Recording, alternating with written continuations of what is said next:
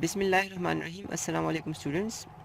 पिछले लेक्चर में हमने परसेंटेज कंपोजिशन और कंसंट्रेशन यूनिट्स के बारे में पढ़ा था। हमने पढ़ा था कि concentration units are standards use for expressing the concentration of a solution. ठीक है, और उसमें हमने परसेंटेज कंपोजिशन पढ़ा था, क्योंकि हमने पढ़ा था कि हम इस यूनिट में सिर्फ 2 कंसंट्रेशन यूनिट्स पढ़ेंगे। इस तरह से और भी हैं, ठीक है, लेकिन हम यहाँ पे सिर्फ 2 पढ़ेंगे। एक हम पढ़ चुके हैं पिछले लेक्चर में, दैट वाज परसेंटेज कंपोजिशन, और आज जो हम पढ़ने वाले हैं दैट इज़ मोलैरिटी। ठीक है, अब मोलैरिटी क्या है? तो सबसे पहले तो हमने जैसे पढ़ा कि मोलैरिटी भी एक कंसंट्रेशन यूनिट है। तो हमने पढ़ा यहाँ पे कि molarity is a concentration unit. ये भी आपके पास एक कंसंट्रेशन यूनिट है। मींस कि मोलैरिटी में भी हम किसी सोल्यूशन के कंसंट्रेशन को एक्सप्रेस कर सकते हैं। ठीक है, इज़ लाइक परसेंटेज कंपोजिशन। हमने कल पढ़ा था कि हम परसेंटेज कंपोजिशन जो आपके पास, या परसेंटेज जो आपके पास था, उसमें हमने पढ़ा था कि हमें परसेंटेज दिया गया होगा सोल्यूशन का, कि हमारे पास 10% सोल्यूशन बना दे किसी सॉल्यूट का। हाथ सॉल्यूट दिया गया होगा आपको, और आपने फिर क्या करना है कि कंसिडरिंग आपने होल जो वॉल्यूम ऑफ सोल्यूशन है उसको आपने लेना है, और आपने सॉल्यूट के मकदार को लेना है, और वो आप यूनिट्स में, जिस यूनिट्स में लेते हो वही आपके पास परसेंटेज कंपोजिशन आपके पास थी। अगर आप मास के यूनिट में सॉल्यूट और सोल्यूशन को ले रहे हो तो आपके पास फिर मास बाई मास होगी। अगर मास और वॉल्यूम के यूनिट्स में ले रहे हो तो फिर मास बाई वॉल्यूम होगी।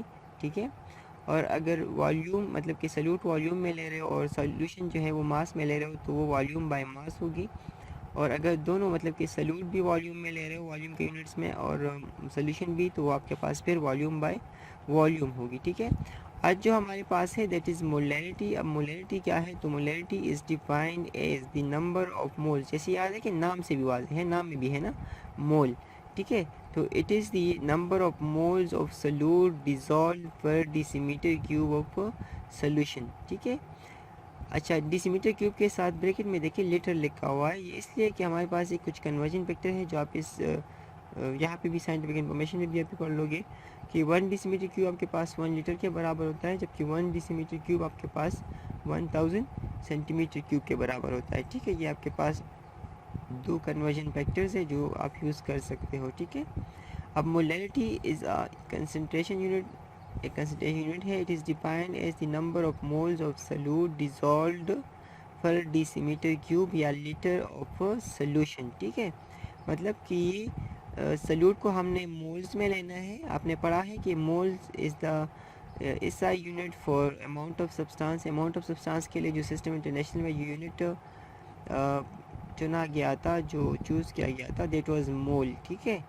And mole is the number is the mass of substance divide by molar mass. आपने ये यूनिट 1 में पढ़ा था। तो it is defined as the number of moles of solute dissolve per decimetre cube, यानी 1 litre of solution. It is represented by capital M। ये capital M आपको दिया गया है, इससे हम इसको रिप्रेजेंट करते हैं।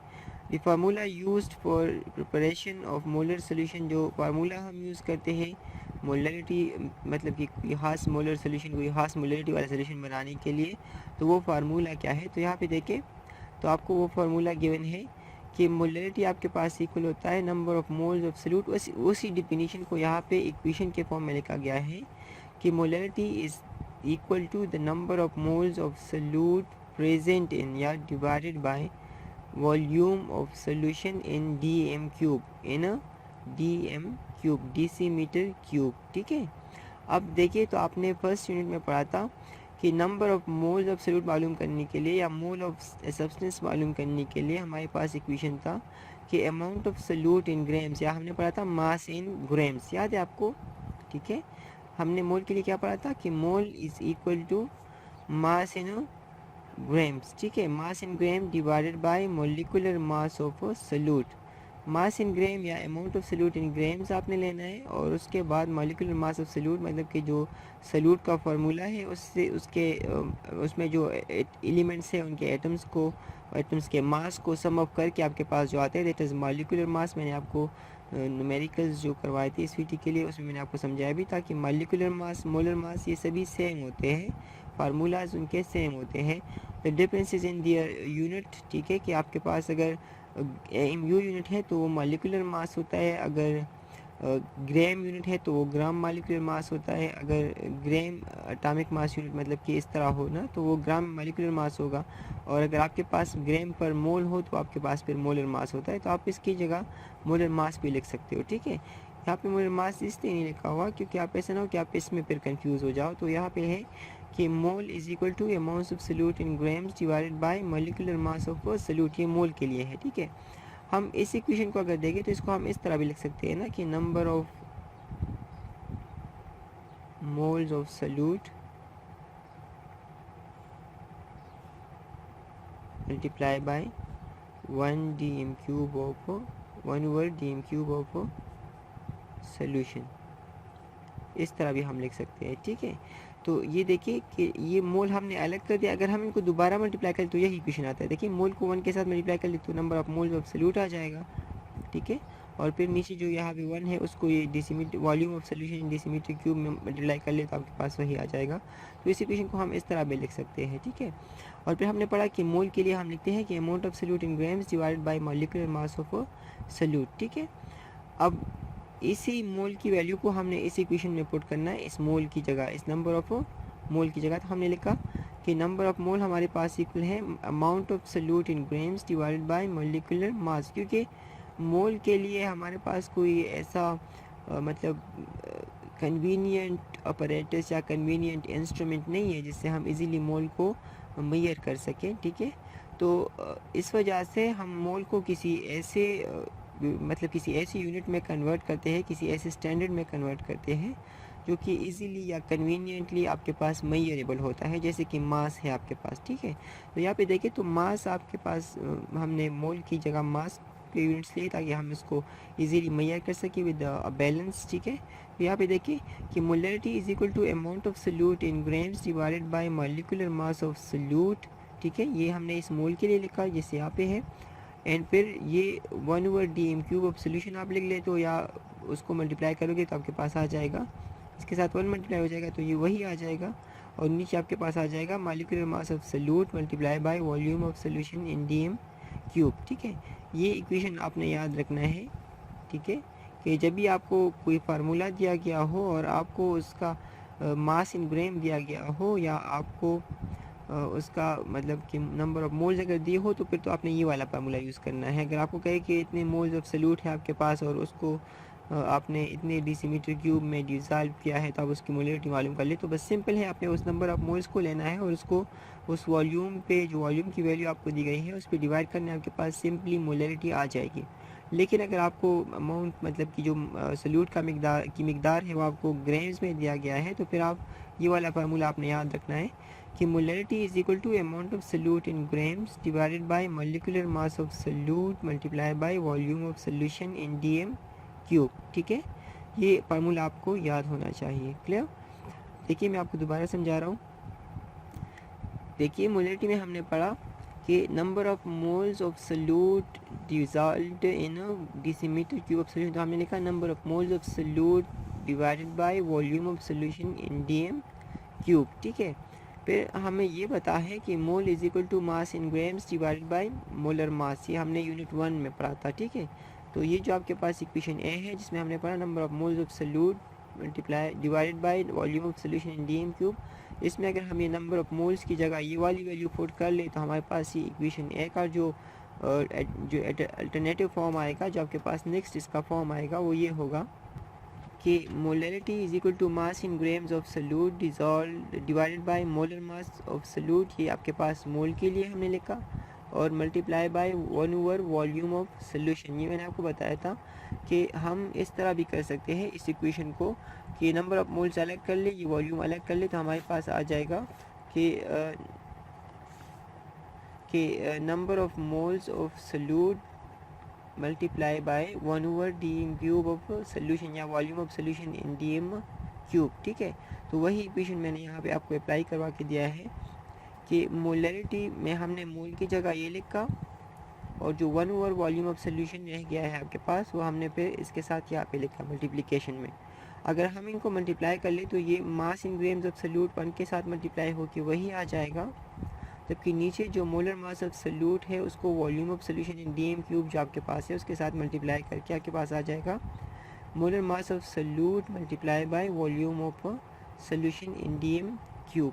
तो जो होल एंड सोल आपके पास जो इक्वेशन आता है for molarity, that is molarity is equal to mass in grams of solute divided by या by molar mass of solute multiply by volume of solution in DM cube. ठीक है, ये आपके पास इक्वेशन है फॉर मोलैरिटी। अब इसी equation को याद करके, या ये जो फर्स्ट वन इक्वेशन था आपके पास इक्वेशन ए, ये दो इक्वेशन आपने याद रखनी है।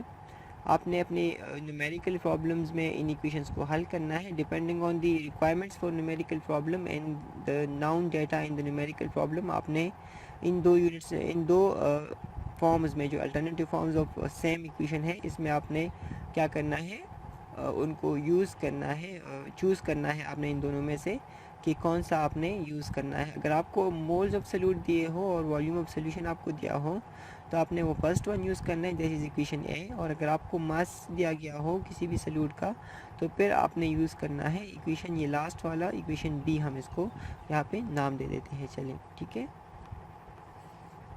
क्लियर। तो ये आपने चूज़ करना है इसमें से। अब हम कुछ न्यूमेरिकल प्रॉब्लम्स इस पे देखेंगे, पढ़ेंगे, जो आपके बुक में हल है मैं आपको बुक में समझाऊंगा। अगर कोई ऐसा है जो बुक में हल नहीं है तो मैं आपको करा दूंगा, ठीक है। यहाँ देखिए बच्चे, तो आपको दिया है example 6.1, that is calculate the molarity of a solution containing 7.50 mole of CaCO3। CaCO3 calcium carbonate, जिसको हम लाइम स्टोन बुलाते हैं। क्या बुलाते हैं? लाइम स्टोन, ठीक है। और आपने याद रखना है CO3 जहाँ पे भी हो तो आपने उसके लिए नाम में लिखना है लास्ट में कार्बोनेट। क्या लिखना है? कार्बोनेट। अब उसके आगे जो भी एलिमेंट हो आपने उसका नाम सिर्फ लिखना है। जैसे यहाँ पे देखिए तो आगे कैल्शियम है तो हम यहाँ पे लिखेंगे कैल्शियम कार्बोनेट। क्या लिखेंगे? कैल्शियम कार्बोनेट, ठीक है। अब आपको कह रहे हैं कि आपने क्या करना है, मोलैरिटी ऑफ सोल्यूशन आपने मालूम करनी है, जिसमें हमने 7.5 मोल्स को लिया है CaCO3 के, और उसको हमने 1.5 डेसीमीटर क्यूब ऑफ सोल्यूशन में हमने उसको, मतलब इतने पानी में हमने उसको हल किया हुआ है कि उसका सोल्यूशन जो बना वो है 1.50 डेसीमीटर क्यूब। अच्छा, आपने इस सोल्यूशन को बनाने के लिए पहले क्या करना है कि जैसे मैंने आपको पहले भी बताया था कि आपने एकदम से सारा पानी एक साथ नहीं लेना, 1.5 डेसीमीटर क्यूब आपने वाटर नहीं लेना। आपने क्या करना है, थोड़ा सा पानी लेना है फर्स्ट स्टेप में, थोड़ा सा पानी लेना है। जैसे आपने प्रेस करें 500 ml ले लिया है, 500 ml, ठीक है। और आपने उसमें क्या करना है कि उस 500 ml में आपने 7.50 मोल जो आपके पास CaCO3 है वो आपने लेके हल करना है, ठीक है। क्या करना है? हल, ठीक है। अब जब आप उसको हल कर लोगे तो उसके बाद फिर आपने और पानी डालना है और उसके वॉल्यूम को राइज करना है टिल 1.5 डेसीमीटर क्यूब, ठीक है। पहले से आपने 1.5 डेसीमीटर क्यूब सॉल्वेंट नहीं लेना, पहले कम, इससे थोड़ा कम, जैसे 1 लीटर ले ले, 5 ले ले, 0.5 ले ले, ठीक है। तो जितना भी आपने लेना हो, लेकिन 1.5 से कम आपने वो सॉल्वेंट लेना है, उसमें इतना जो 7.50 मोल है आपने उसमें हल करनी है। और फिर आपने उसको मतलब कि हल करके उसके बाद आपने फिर ये वॉल्यूम जो है उसका रेस करना है टिल 1.50 डेसीमीटर क्यूब। अच्छा देखिए, तो सोल्यूशन हमारे पास है, मोलैरिटी इज इक्वल टू, हमने नंबर ऑफ मोल, मैंने आपको कहा था कि जब आपको नंबर ऑफ मोल्स दिए जाए और आपसे सिंपल मोलैरिटी मांगा जाए और आपको नंबर ऑफ मोल्स दिया हो, आपको वॉल्यूम दिया हो इन डेसीमीटर क्यूब, तो बस आपने सिंपली उस नंबर ऑफ मोल को लेके उस वॉल्यूम पे डिवाइड करना है, ठीक है। जैसे यहाँ पे देखिए तो हमने डिवाइड किया कि 7.50 जो मोल है आपके पास उसको 1.5 dm³ पे हम डिवाइड करते हैं, ठीक है। तो आपके पास उसका आंसर आ जाएगा, ठीक है। अब देखिए ये इन्होंने कैलकुलेशन की हुई है, अगर आप सिंपल बस ले लें 7.5 को आप 1.5 पे डिवाइड कर ले तो आपके पास ये आ जाएगा 5, ठीक है। क्या आ जाएगा? 5, ठीक है। ये इन्होंने यहाँ पे 5 मोल लिखा हुआ है, तो ये सिर्फ इस तरह है कि ये इन्होंने सिंपल किया हुआ है। जैसे कि अगर हम देखें तो इसका 0.5 इसके साथ ये कैंसिल आउट हो जाता है, तो 7, फिर आपने क्या करना है कि ये मतलब कि 7.5 को लेके आपने इस पे डिवाइड करना है 1.50 पे। ये आप बस ना करें सिंपल में, ठीक है। ये आपको कंफ्यूज कर देगा। तो क्या होगा कि 7.50 को आपने 1.5 पे डिवाइड करना है, ठीक है, तो आपके पास ये 5 मोलर सोल्यूशन आ जाएगा, ठीक है। ये आपके पास इक्वेशन मतलब कि जो क्वेश्चन है आपके पास एक न्यूमेरिकल दिया गया है। अच्छा, यहाँ पे देखिए तो ये साइंटिफिक इन्फॉर्मेशन आपको दी गई है, जिसमें आपको बताया जा रहा है कुछ कन्वर्जन फैक्टर्स आपको दिए गए हैं कि हर न्यूमेरिकल में आपको डेसीमीटर क्यूब नहीं दिया गया होगा, तो आपने फिर क्या करना है कि उनको डेसीमीटर क्यूब में कन्वर्ट कराना है, ठीक है।